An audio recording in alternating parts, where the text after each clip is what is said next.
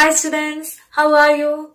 So we were discussing about cells, about the structure and functions of cells. And we saw that cells differ in their number like unicellular to multicellular.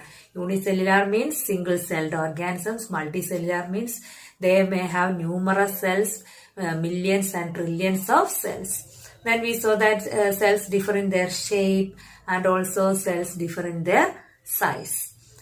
Big cells are there which we can see with our naked eye. Some cells are so small that we cannot see with our naked eye. And which is the smallest cell? It is about 0.1 to 0.5 micrometer. And some bacteria are have the smallest cell. And we know that most of the cells are microscopic and we can observe them through only microscope. But some cells we can observe with our naked eyes without using a microscope. For example, all eggs, egg of hen or birds or reptiles, all these represents a single cell and it is big enough to be seen by the naked eye. Then which is the largest cell? It is the largest egg. That is the egg of ostrich is the largest cell. Now we can discuss about the next topic, that is cell structure and function. We have already seen that the basic structural unit of a living organism is a cell. Then we learned that cells join together to form tissues, then tissues join together to form organs, organs join together to form organ systems, and organ systems together form our body. That we have discussed already. So what are tissues? A tissue is a group of similar cells performing a specific function. So tissue means group of cells with same size and same shape that perform a particular function. Okay, so each organ, so tissues join together to form organs. So each organ in our body perform different functions. Stomach have one particular function, liver have another function, heart have another function. So each organ is performing different functions in our body and also in the body of animals. Like that, different parts of a plant perform specialized functions. So in plants also, different parts are performing different functions. For example, roots. What is the function of roots? We know roots hold the plant firmly in the soil and also root absorbs water and minerals from the soil. Then what about the function of stem?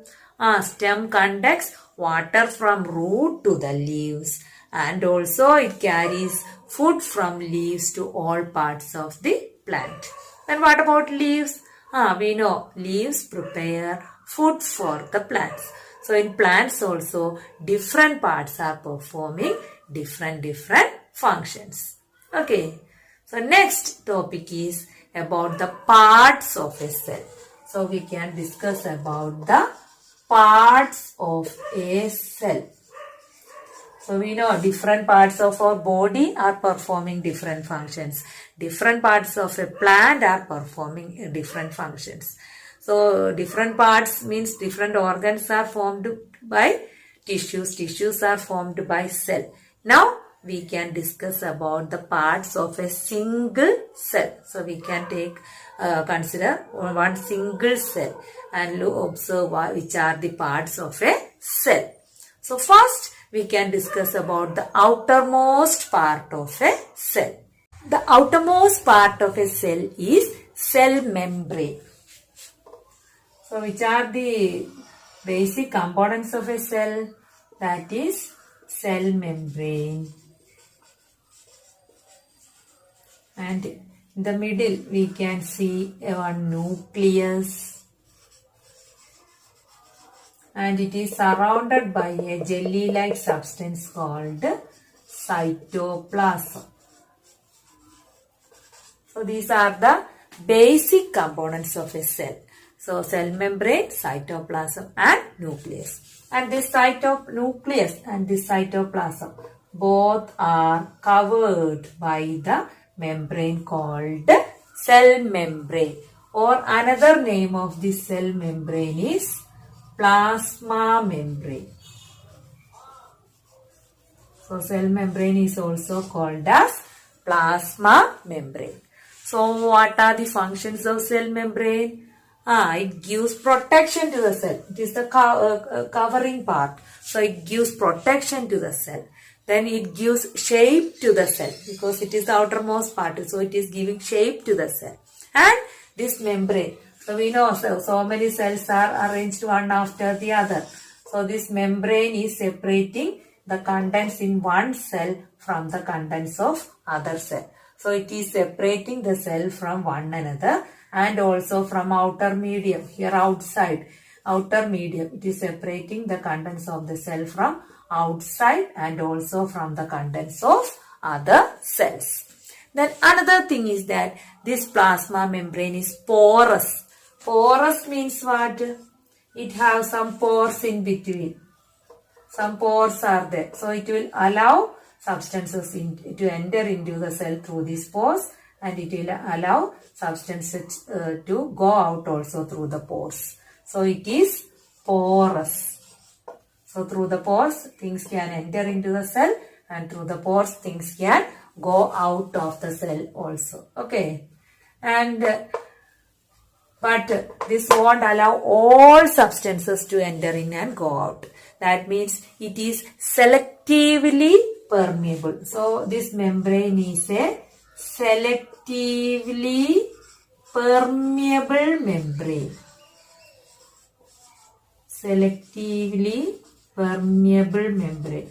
So selectively permeable membrane means it selects the substances. It won't allow all substances to enter in and all substances to go out. It will select and allow some substances to enter into the cell and allow some substances to go out of the cell. Okay.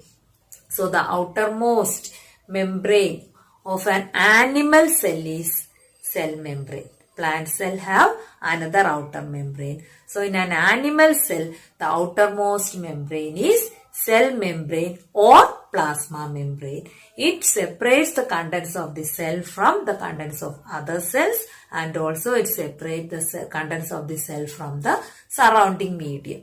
And it protects the cell, it gives shape to the cell, and it is selectively permeable. That means it allows some substances to enter inside and some substances to go out of the cell. So in animal cell, the outermost membrane is cell membrane. But in plant cells, in addition to cell membrane, there is an outer thick layer called cell wall. So in animal cell, this is an animal cell, the outermost membrane is cell membrane. But in plant cell, there is an additional thick layer around the cell membrane, and that is called cell wall. So plant cells have another additional thick layer around the cell membrane, that is called cell wall. Okay. So this is the cell membrane, and this outermost layer is cell wall. Okay. Now, why plants have an additional layer around their cells? What is the reason? Plants require an additional layer of layer around their cell for protection. So why plants need more protection? Because we know plants are stationary. They can't move from one place to another. Animals and human beings can move from one place to another. So if there is any change in variation around us, if there is any change in wind speed or temperature and all, if temperature is high and all, we can move from that region to another region where there is low temperature and all. But plants, even if the temperature is high, wind speed is changing, atmospheric moisture, there is any change, they can't move. They are stationary. But animals, human beings and all can move from that place to another place. So, since plants cannot move, they need an extra protection. Their cells need an extra protection from atmospheric temperature, high wind speed, etc. Okay, so plants have an extra outer covering around their cell membrane, and that membrane outer layer in the plant cells are called cell wall. Okay, so the outermost layer in an animal cell is cell membrane and the outermost layer in a plant cell is cell wall. So plant cells have two layers. Outer layer is cell wall, then inner layer is cell membrane. Now you can see some plant cells. So you can see onion cells, leaf cells. Now you can see some animal cells like epithelial cells, cheek cells. So plant cells have cell wall. Animal cells don't have cell wall. Outermost covering in an animal cell is cell membrane and the outermost covering in a plant cell is cell wall. Okay. Now we know. So the outermost covering in an animal cell is cell membrane. And in the center you can see the nucleus. So in between this cell membrane and nucleus, you can see a jelly-like substance is present in between this nucleus and cell membrane. So the jelly-like substance that is filled in the region between nucleus and cell membrane, that substance is called cytoplasm.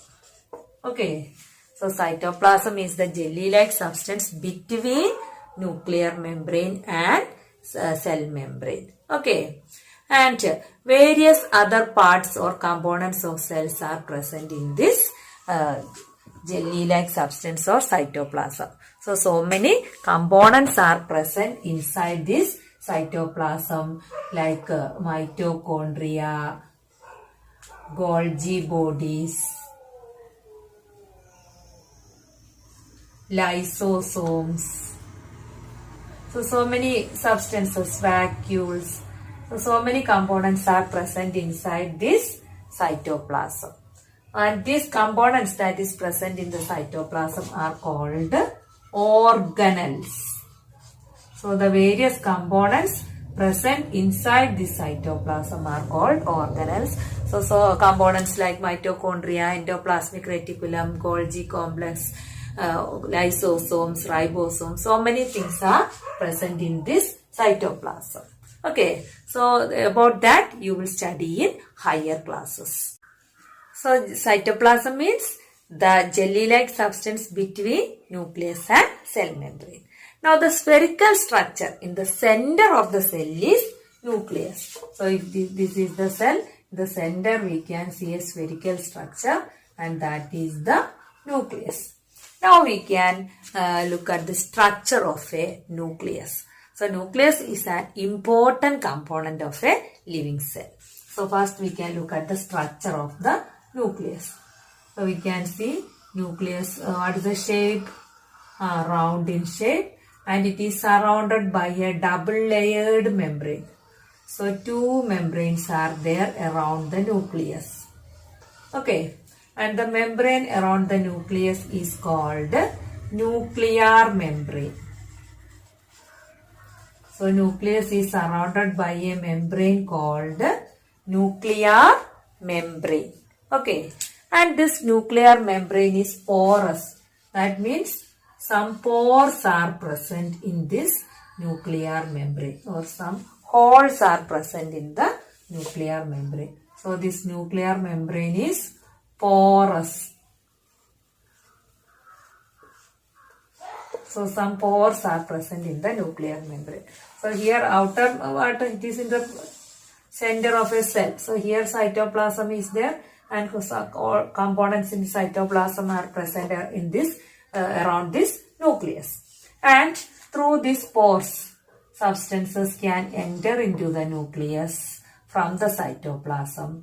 And substances can go out from the nucleus into the cytoplasm. Okay, so nucleus is surrounded by double layered membrane called nuclear membrane and the nuclear membrane is porous. So through the pores substances can enter into the cell from the cytoplasm and from the nucleus substances can go out into the cytoplasm also. Okay, then when you look inside the nucleus, there is a rounded structure inside the nucleus.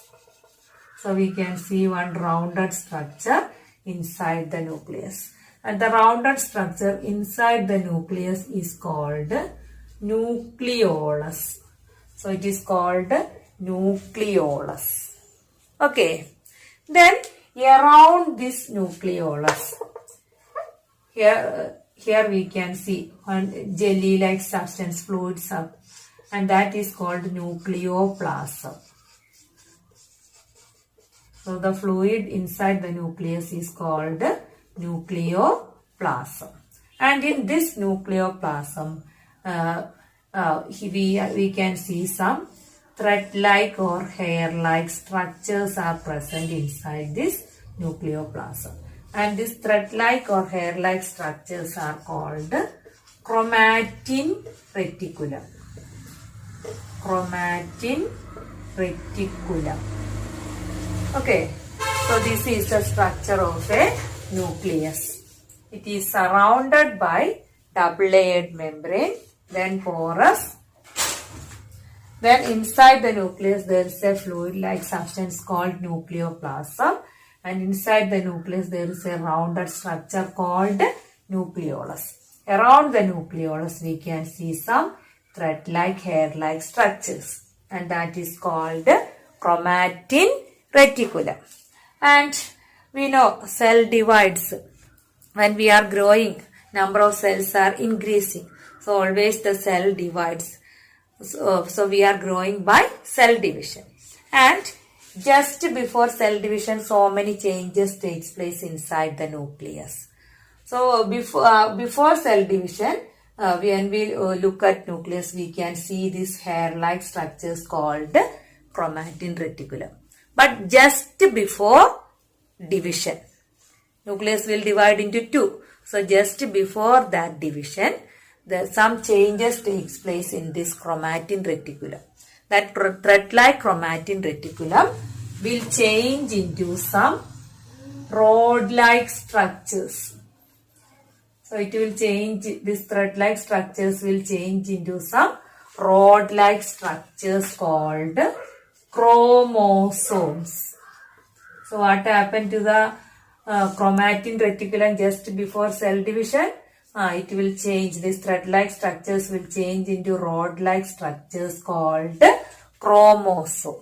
So usually when we look, observe a nucleus, we can see chromatin reticulum. We can see the chromosomes only during the time of cell division. Okay.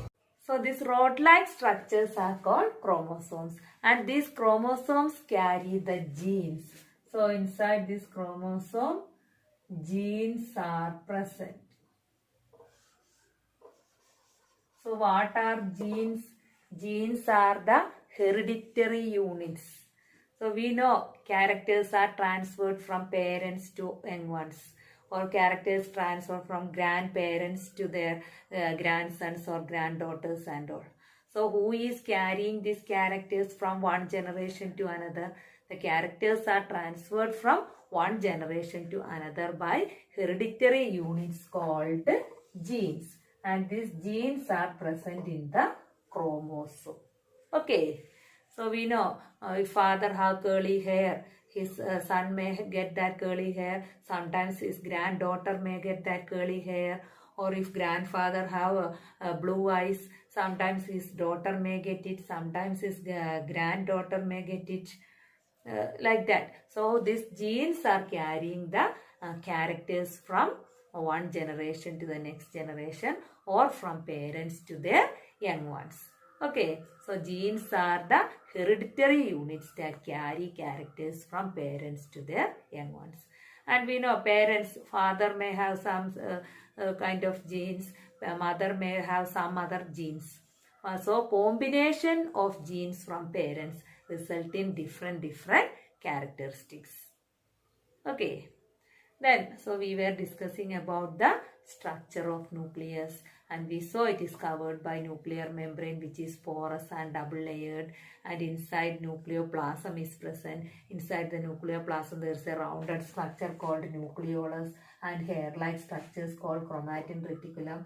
before cell division, this chromatin reticulum will change into rod-shaped structures called chromosome, and genes, which are the hereditary units, are present inside the chromosome. Okay, so now we understand nucleus have a role in the inheritance of characters from parents to young ones. Then nucleus also acts as control center of activities of the cell. So inside the cell, so many organelles are present in addition to nucleus. So all these activities of the cell are controlled by the nucleus. So nucleus is controlling all the activities of the cell, cell division, everything is controlled by nucleus. Okay. Now when we look, so this is one cell. One cell is, and inside center we can see nucleus, and all other organelles are present around the nucleus. Cytoplasm is also there. So this is a cell surrounded by cell membrane. Center there is nucleus, and nucleus is surrounded by cytoplasm. Now the entire content of the cell, that means here in between this nuclear membrane and cell membrane, jelly-like substance is there, that is called cytoplasm. So cytoplasm means between nuclear membrane and cell membrane. Nucleus is not included in cytoplasm. Now the entire content of the cell, that means cytoplasm and nucleus together, are called protoplasm. So the entire content of the cell is called protoplasm. Cytoplasm means excluding nucleus, from nuclear membrane to cell membrane. So in cytoplasm, nucleus is not included. But protoplasm means cytoplasm and nucleus together. The entire content of the cell is called protoplasm. So it includes cytoplasm and nucleus. So protoplasm is also called as living substance of the cell. So which is the living substance of a cell?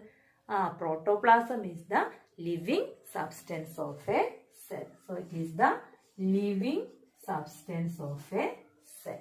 So today we were discussing about the parts of a cell. So the outermost part of an animal cell is cell membrane, and the outermost part of a plant cell is cell wall.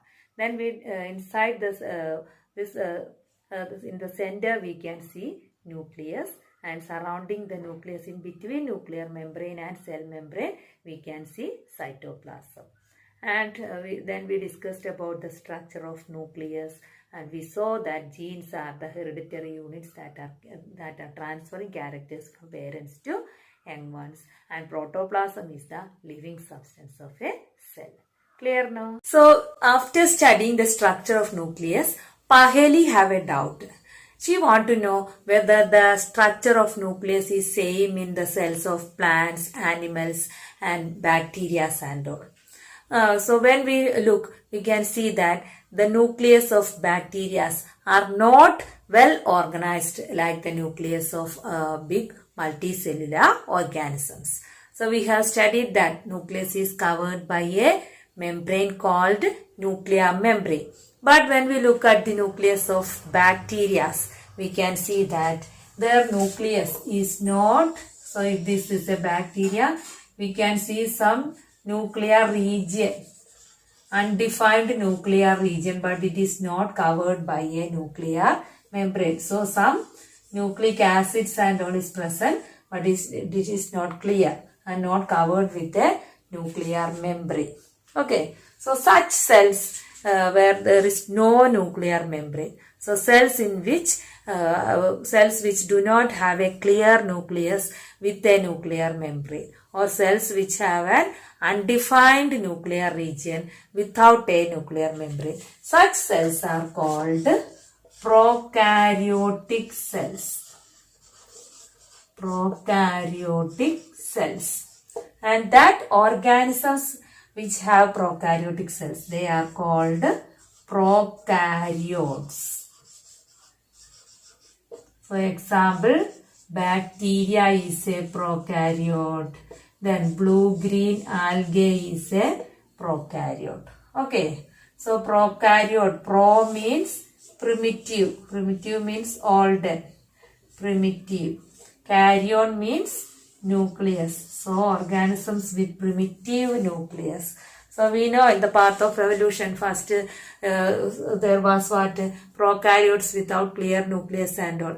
Afterwards, during different stages of evolution, it developed and changed into nucleus with nuclear membrane and all. So these organisms have a primitive nucleus, that is nucleus without nuclear membrane.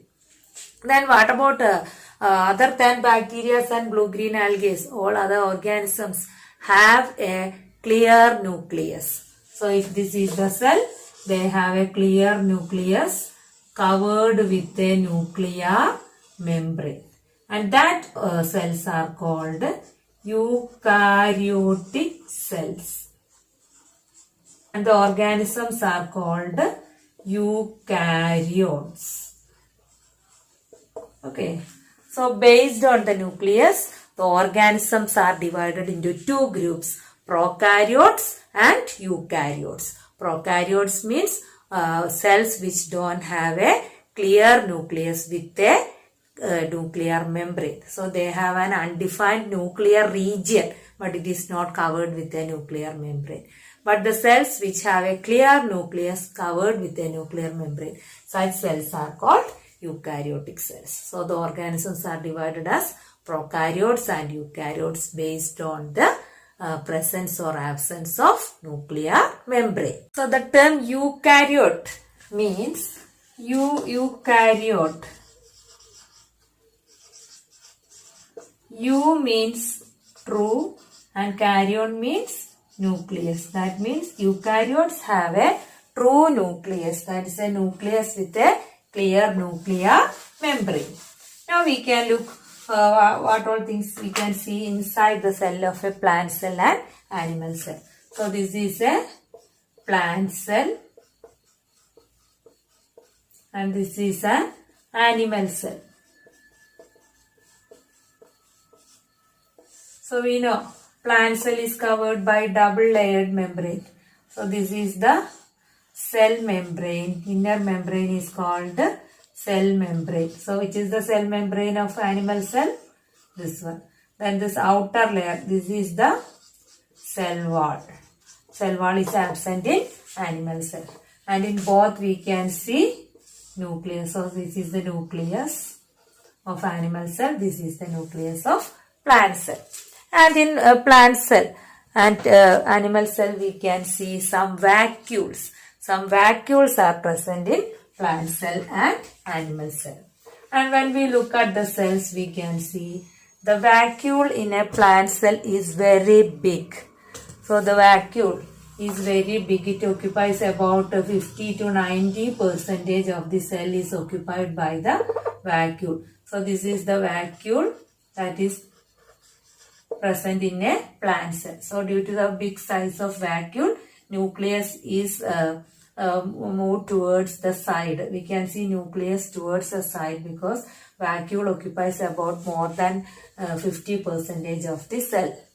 Then in animal cell, vacuoles are sometimes absent. If it is present also, it is smaller in size.